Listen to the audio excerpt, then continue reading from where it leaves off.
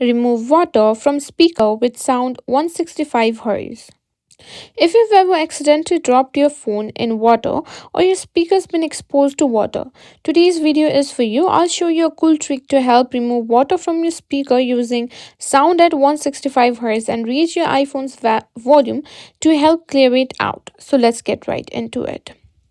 Sometimes, after getting wet, water can get stuck inside the speaker grill of your iPhone or any Bluetooth speaker. This can affect the sound quality or cause distortion.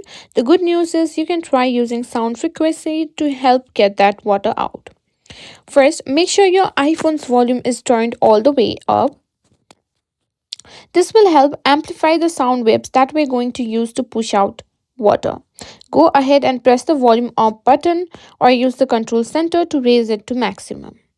Next, we need a sound at 165 Hz, which is a low frequency sound that has been shown to help vibrate water out of speaker grills.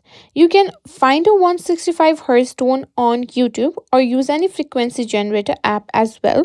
Simply search for 165 Hz speaker clean and you can find it and simply use it. Once you've done that, now place your iPhone or speaker on a flat surface with the speaker grill facing up.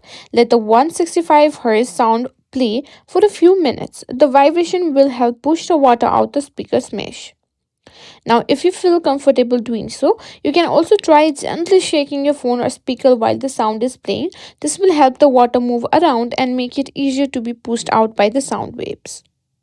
After a couple of minutes, just check your speaker by playing sound music or making a call. Now, if you're still concerned about getting trapped water trapped inside, try using a soft cloth to gently wipe the speaker area, or you can use a can of compressed air to blow out any remaining water.